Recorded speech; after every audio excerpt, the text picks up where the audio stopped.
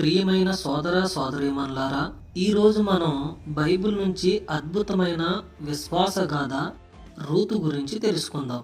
ఆమె జీవితం మనకు విశ్వాసం, త్యాగం, దేవుని యోజన ఏమిటో బోధిస్తుంది.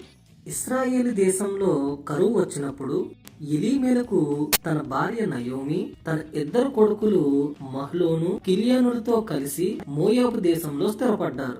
కొంతకాలానికి ఎలీమెలకు చనిపోతాడు. మోయాబు స్త్రీలైన రూతును మహలోను, ఓర్పాను కిలియోను పెండ్లి చేసుకున్నారు. మహలోను భార్య పేరు రూతు. దాదాపు 10 సంవత్సరాలకు మహలోను, కిలియోనులు మరణించారు. నయోమి, రూతు ఇద్దరూ కూడా విధవరాలయ్యారు. నయోమి తన భర్తను, ఇద్దరు కొడుకులను పోగొట్టుకుని తన సొంత ఊరికి వెళ్ళడానికి నిర్ణయించుకుంటుంది. అయితే నయోమి తన ఇద్దరు కోడలను మీరు మీ పుట్టింటికి వెళ్ళండి అని చెబుతుంది. అప్పుడు ఓర్ప ఏడ్చి అత్తను ముద్దు పెట్టుకుని వెళ్ళిపోతుంది. అయితే రూతు తన అత్తను విడిచిపెట్టక ఆమెతో ఉండటానికే నిర్ణయించుకుంటుంది.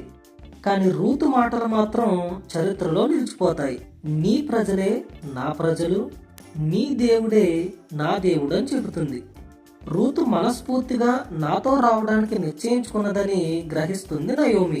బెత్లెహేంలో రూతు అక్కడ ఉన్న ధాన్యపు పొలాల్లో పడిపోయి ఉన్న గింజల్ని ఏరుకుంటూ జీవించేది. ఆ పొలము బోయాజుది. బోయాజు యోదా గోత్రానికి చెందినవాడు మరియు ఎలీమెలకు బంధువు.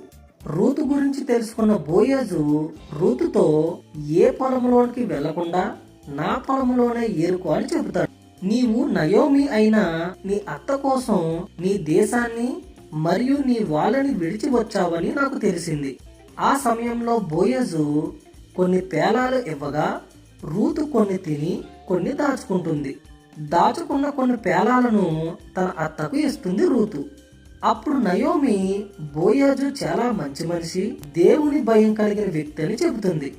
నయోమి రూతుతో బోయాజు కళ్ళంలోని యావలు తూర్పును పట్టించబోతున్నాడు. నీవు కళ్ళెమునకు వెళ్లి బోయాజు పడుకున్నాక అతని కాళ్ళ దగ్గర పడుకో అని చెబుతుంది. రూతు తన అత్త చెప్పినట్టు చేస్తుంది.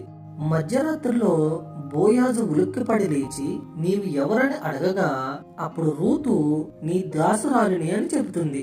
అప్పుడు బోయాజు యెహోవా చేత నీవు దీవెన నొందిన దానవు మరియు నీవు యోగ్యురాలువని, నీ ప్రవర్తన మంచిదని నాకు తెలుసు. కానీ నీకు నాకంటే సమీప బంధువు ఒకడున్నాడు, అతడు బంధు ధర్మము జరిగించకపోతే నేను జరిగిస్తానని చెబుతాడు.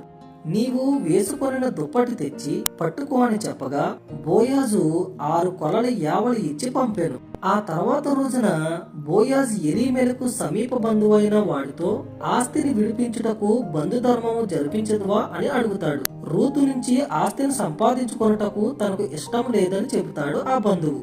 దానికి గుర్తుగా తన చెప్పును తీసి బోయాజుకి ఇస్తాడు. అప్పుడు బోయాజు పెద్దలందరి ముందు ఎలీమెలకు ఆస్తిని రూతు నుంచి సంపాదించుకుని రూతుని పెండ్లి చేసుకుంటాడు. రూతు బోయాజులకు పుట్టిన కొడుకే ఒబేదు. ఈ ఒబేదు మనవడే దావీదు మహారాజు.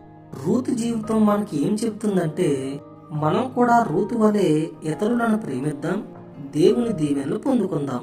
విశ్వాసం ఎప్పుడు వృధా కాదు.